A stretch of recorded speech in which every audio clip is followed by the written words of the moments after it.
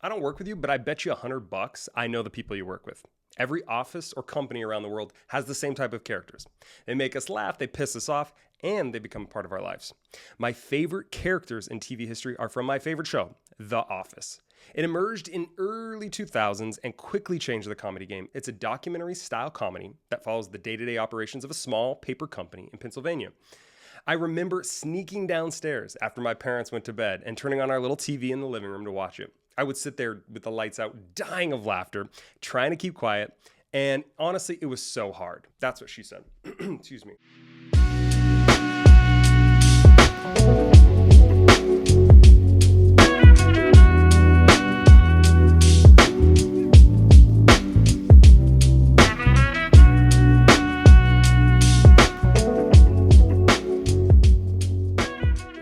In this episode, I'm going to be dropping quotes, breaking down scenes, and examining the different kinds of characters in the show and the characters we work with. Don't be surprised if it gets a little weird.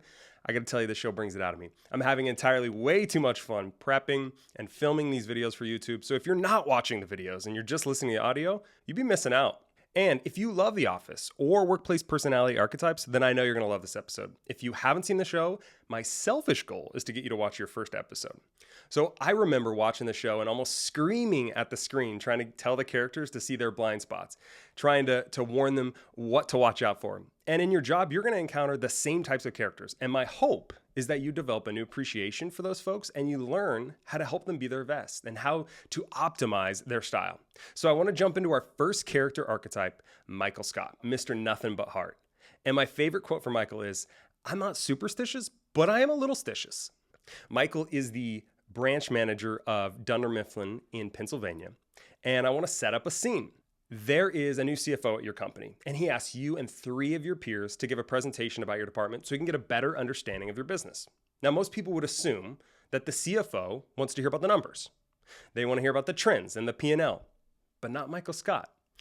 He stands up in front of the room, and he plays a home movie montage with the photos of his employees and fun facts about them. Think like a high school presentation. The movie finishes, and the CFO looks to Michael and says, "Hey, for right now, what I'd really like to know about is your branch's performance." The room goes silent, super awkward. One of my favorite scenes. And when I think about my favorite people to work with, they all have something in common. They have a lot of heart. And when a person has heart, they are authentic, they are passionate, and they are engaged. However, all heart without any executive presence to balance it out is a recipe for disaster. That heart can get you results in the short term, but it always has a way of holding you back from climbing the corporate ladder as fast as you can. And now I got to tell you, Michael is my favorite character by far. I love watching his unbridled passion backfire time and time again, and yet he keeps trying and leading with his heart. At the beginning of the show, kind of hate him, but by like season 3, you realize that Michael brings so much heart that it overshadows his lack of awareness. And one of my favorite parts of the show is watching characters like Michael have moments of redemption. For example, Michael is low-key one of the best salesmen, but it's often overshadowed by his lack of polish. But you start to appreciate them the more and more you watch. So the longer you watch Michael, you start to appreciate what he's really like. And that mimics real life. So what I thought would be fun was to break down the Mr. Nothing But Heart archetype. I want to share some of the strengths and some of the blind spots of that kind of character. And I'm also going to share 2 things they can do to optimize their style. So I want to kick things off by talking about the strengths. The first strength for someone who is nothing but heart is they don't play games. Michael has no problem telling his romantic partners like Jan and Holly how he feels. He doesn't pretend to like people he doesn't like in the office. So he's not putting on airs. He's not pretending. And you know what you get with those people right away, right? They wear their emotions right on their sleeve. I think the other amazing strength of people like that is they don't care what people think. Michael is just who he is. It doesn't matter if he looks stupid, if he puts himself out there, whether it's Michael doing one of his wildly inappropriate impersonations or trying a new sales strategy. He doesn't care about looking stupid. He's going to do his own thing and he's going to follow his heart. Now, with those strengths, they come some blind spots. So the biggest blind spots for people like Michael or nothing but heart is they can't read the room and adjust their style accordingly. So, maybe they're in a room of executives and they say the wrong thing. Or maybe they're leading a presentation and they step on somebody's toes in the room. They don't know how to read and adjust, and that gets them into trouble. I think another big blind spot for people like this is they ruffle feathers because they lack tact. And, it comes down to just leading with their heart and maybe not thinking things through as much as they could. And so what I thought would be fun is to now give you 2 things that kind of person could do to optimize their style. So you might be thinking they have nothing but heart, but what could they do to like bring out the good side of their personality type? I think the first thing people of that personality style can do is ask for feedback. When we ask for feedback, we get a mirror on how we've been acting and how we've been showing up, and we get to hear from others and see what's going well and what's not going well. I think another thing people like that can do to optimize their styles to spend more time observing how successful leaders show up. So, Michael in the show was around a lot of successful executives. He was around the CFO. He was around his manager who managed all the other regional managers. He was around other executives at different points in the show, and he could have easily just taken a second and watched, how are they showing up? What are they saying? What are they choosing not to say? How are they staying quiet? How can they bring their passion without letting it be overshadowed by their lack of polish? Now, throughout the show, Michael is Michael. He's just himself, and he couldn't care less about perfection. But I bet you have worked with someone who is the opposite of Michael, someone who cares deeply about being perfect. And I want to move on to our next character archetype and our next character from the show. I want to talk about Angela Martin, Mrs. Perfection. One of my favorite quotes from Angela is, "A coworker of mine is drinking coffee while pregnant, and I don't know if I should call social services about it." And this is just a perfect quote for Angela, right? Always judging people, always up on her ivory tower. And I want to set up a scene for you that kind of breaks down Angela. So I want you to imagine for a second that you are a head accountant in your department. You were supposed to send in the quarterly tax forms to corporate. You send it in every quarter, you never miss it, but for some reason, this quarter you completely forgot. Angela, the head accountant in the office, is chatting with Kevin, the other accountant that works for her. Kevin looks at Angela as he puts down the phone, and he says, "That was a voicemail that corporate left last night. They did not get our tax forms. Did you send them in?" Angela looks guilty and says, "They arrived this morning." Later in the episode, we find out that Angela's secret boyfriend drove nearly 3 hours to New York to cover for Angela. At the end of the episode, Angela cannot admit her mistake. She cannot bear to admit her fault or expose her relationship because she has to look perfect. And it comes to a head when Dwight, her boyfriend, ends up quitting to protect her. She's so worried about admitting that mistake that her boyfriend literally needs to quit his job. Now, I loved Angela's character on the show because she actually reminds me of so many people that I've worked with over the years. Perfection comes with some cool advantages, but the blind spots can also do serious harm if left unchecked. So I want to take a look at the Miss Perfection archetype. So to kick it off, let's talk about the strengths. So first off, people like this put out high quality outputs. All right. Angela in the show plans super successful parties. She stays in leadership and always gets good performance reviews. And I think that is really a common characteristic of these people is they put out high quality outputs because they are so focused on not making mistakes that they double check every single detail. They get feedback. They go over it over and over and over again and spend hours even on the smallest detail because they want to make sure that the work that they're submitting is perfect and there's no errors. I think another big strength of this kind of character type is they're ultra consistent and they're reliable. Perfection means you have to stay consistent and you always have to show up. So they are going to show up day in, day out. They're going to put up the results that you want. Now, that's awesome, right? That's amazing. But with that comes some weaknesses and some blind spots. And so the first thing that I noticed about Angela is she was frequently judging people in the show. Angela was the head of party planning and frequently judged Phyllis, another employee, for her ideas, even calling her choices whorish at times, which I love. I have a good friend, and he always says this: we judge in others what we judge in ourselves. So people who want to look perfect judge when others around them aren't doing what they think they should do. And at the end of the day, they care more about their image than honesty. So perfection is a hard thing to hold on to. It takes a ton of energy to always look perfect. And it makes me think of Angela when she became homeless at the end of the show. Instead of asking for help or admitting that she, wasn't doing well, she decided to live in a tent with her kid and her 30 cats and just pretend everything was okay. Now, let's say you happen to find yourself being Mrs. Perfect or Mr. Perfect. How could you optimize your style to make sure that you are not going too far in one direction? First thing you can do is focus less on the micro and more on the macro. So people that chase perfection are focused on the smallest idea, the smallest detail, and they forget about the big picture. What are they actually working towards? And by the way, do these small details really matter? Or is it the general direction that we're moving? Is it the general vision or goal we have? Is that more important? The answer is, of course, yes. Now, I'm not saying to neglect the small, the micro, but focusing on the macro for those people is the game changer. So always asking yourself questions like, what's at stake here? What's the bigger picture? Does this detail really matter? I think the next thing those people can do to optimize their style is admit and own their mistakes. So what if Angela has just admitted her mistake and said, hey, I forgot to send in the tax forms? Would she have got fired? Of course not. No one would have cared. And just like in real life, when we admit our mistakes, a lot of times people don't care, but it also grows trust and it also changes something in ourselves where we start to realize if I make a mistake and I admit it, there are no big consequences. I'm not going to get fired. No one hates me. I'm still valuable. And so I think that's the big thing. Admitting and owning just even a small mistake can start to change the way they see perfection and that unrealistic standard they place on themselves and others. Now, I don't know if you would agree with this, but I think chasing perfection is in essence kind of a form of people pleasing. And I bet you know of a people pleaser at your work. And I'd like to transition and discuss our next character, Andy, Mr. People Pleaser. And here's my favorite quote from Andy. I'll be the number 2 guy in Scranton in 6 weeks. How? Name repetition, personality mirroring, and never breaking off a handshake. So I want to give you a setup about a scene that shows who Andy is to his core. So Michael, the branch manager, and Jim, a sales rep, are sitting in the kitchen talking. Andy had spent the entire episode literally following Michael around like a puppy and agreeing with everything he said and copying everything he did. And in the scene, Michael is talking with Jim and asks him what he thinks of Andy. Jim says, Andy's a yes man. Michael responds and says, not all the time. Sometimes I say I don't like something, and he says he doesn't like it either. By the way, perfect scene of Michael, just again, leading with his heart. And at the end of the day, Andy's a people pleaser. He lives to please and impress the people around him. His personality and style literally change depending on who he's talking with. And over the course of the episode, Andy loses his shit. Michael rejects Andy's need to hang out with him.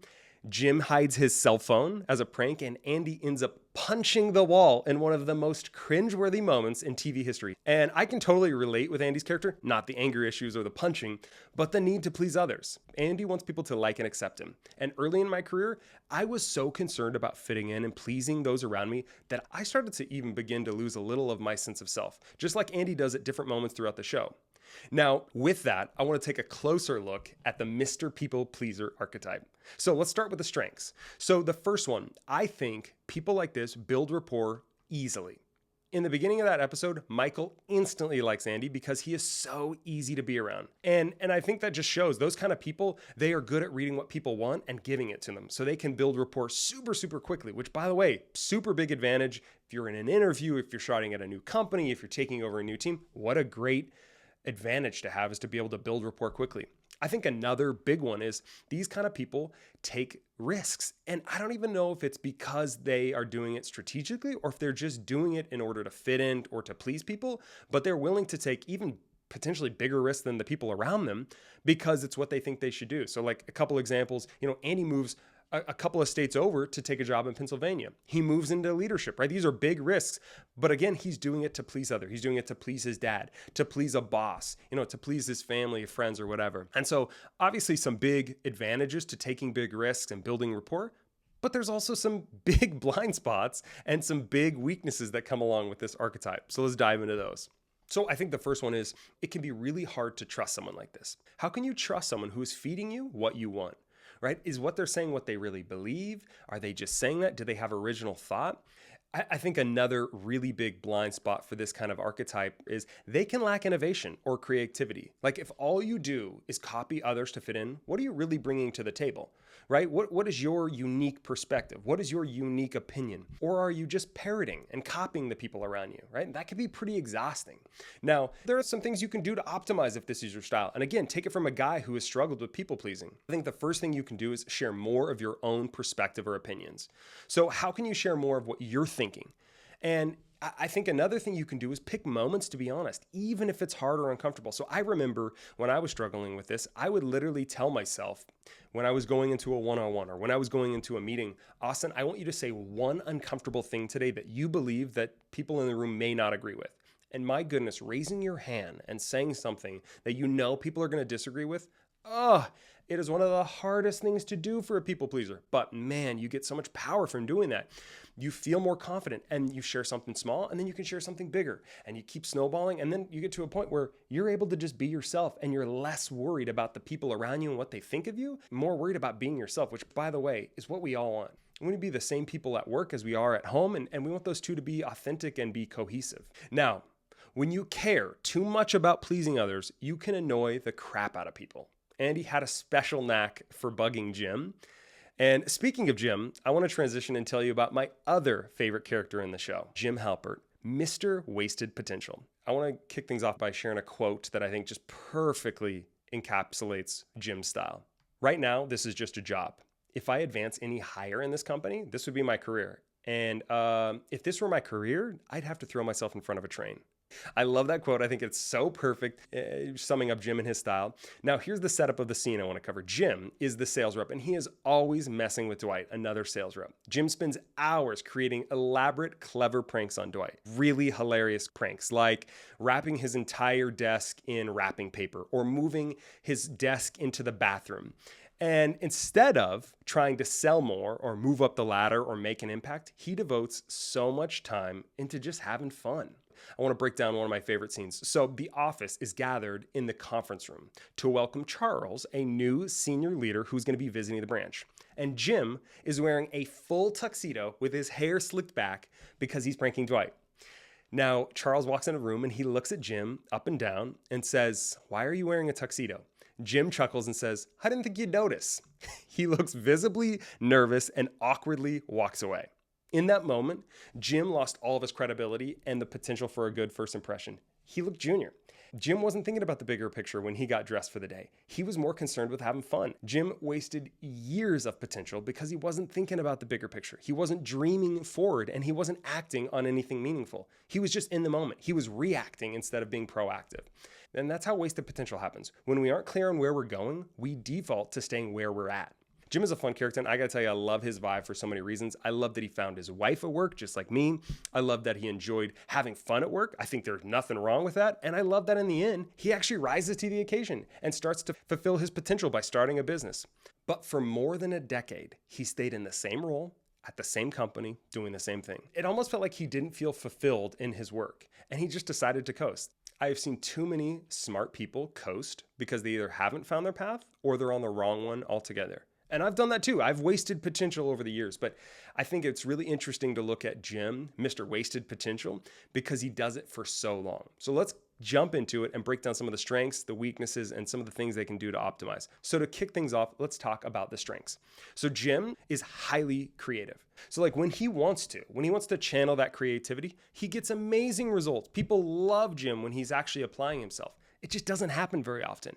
Now, why doesn't that happen? I don't know, you're gonna have to watch the show to find out. But I think the other big thing that this character type comes with is intelligence. Jim is very intelligent. He can read the room, he can read people very well, and he was even considered for senior leadership at one point. Now, he's intelligent, he's highly creative, but he's got some blind spots. He's got some weaknesses, and so I want to give you a couple of those to look out for. So the first one is they wait for stuff to happen instead of making it happen. If you don't take action, get out of your comfort zone, how do you expect to get where you want? There were some times that Jim got out of his comfort zone, but not nearly as much as he needed to, and definitely not consistently. I think the second big blind spot for people like this is they're their own worst enemy. So imagine you have all this potential, you have all these abilities, but you're in your own way. A lot of times I feel like people in this situation feel like they're good enough to get by and they don't push. You might find that you're like Jim. You're better than most of the people around you. You're smarter, you're more intelligent, more creative. And so you're almost like, if I really need to push, like no one else is pushing, I'm still better than everyone else.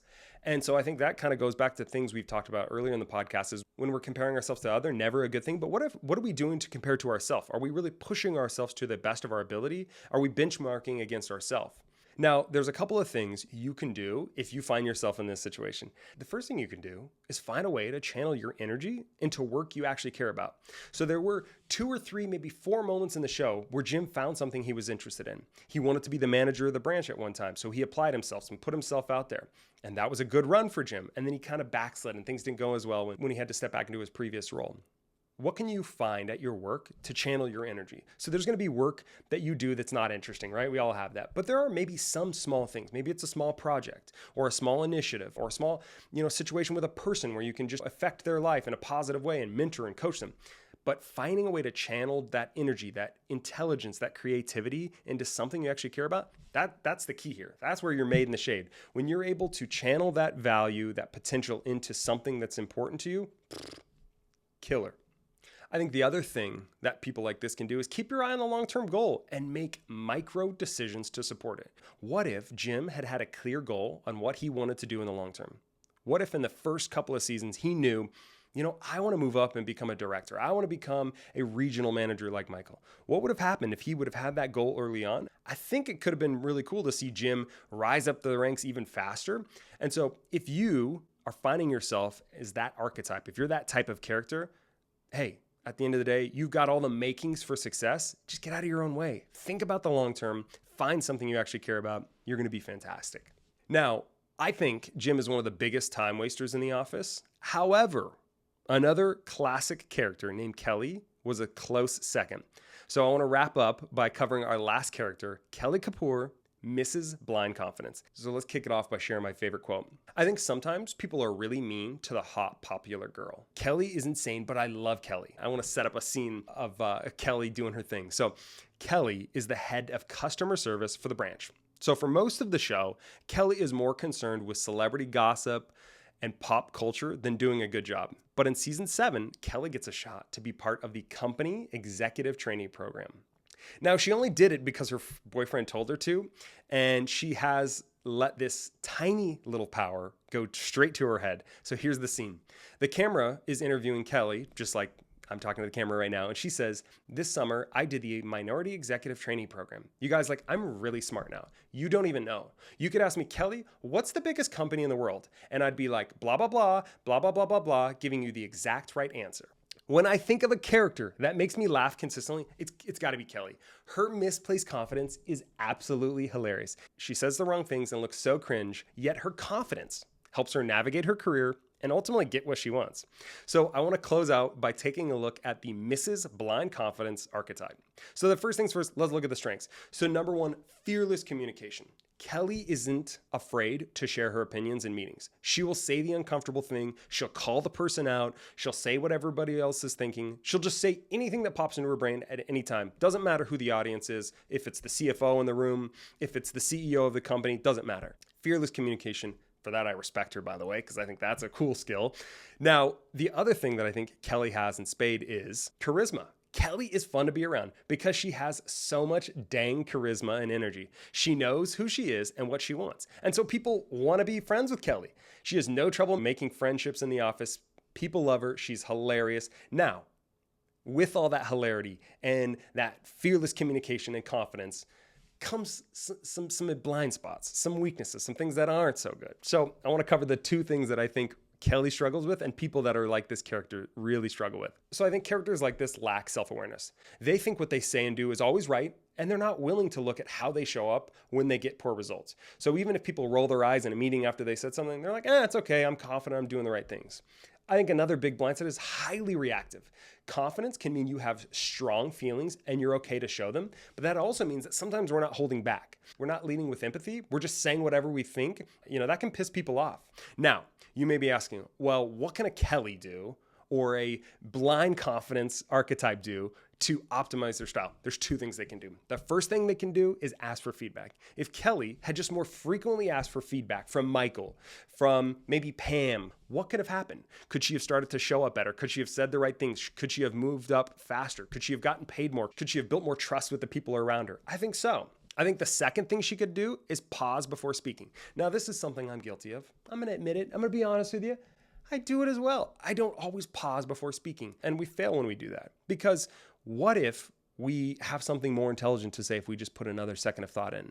Or what if we don't have enough information and we need to think about it a little bit more? Instead of just saying the first thing that pops in your brain, what if you just took 10 seconds, 5 seconds, 2 seconds to just literally think about what you were going to say before you say it? Now, Kelly, just like all the characters in The Office, wasn't perfect, but she brings something unique to The Office. She was crazy, but she was also very valuable. So what I want to do now is wrap up and give you a challenge. So I want you to figure out what your character archetype is. Whatever it is, I want you to try to figure out what your character was, and then I want you to figure out 2 blind spots. What are 2 things that you may be doing that you don't even know you're doing that are holding you back? Now, I know you've probably worked with someone like Mr. Nothing But Hard, or Mrs. Perfection, or Mr. People Pleaser, or Mr. Wasted Potential, or Mrs. Blind Confidence. And I know I have. And they aren't as crazy as the characters in The Office, but they do have just as much to offer. And if you see yourself in one of those characters, don't worry, we all do. I see myself in a lot of those characters. Just make sure you're watching out for your blind spots, you're optimizing your style. And if you want to hear more weekly career and leadership insights from an actual leader, make sure to subscribe and follow. I want to say thank you so much for listening. Make it a great day.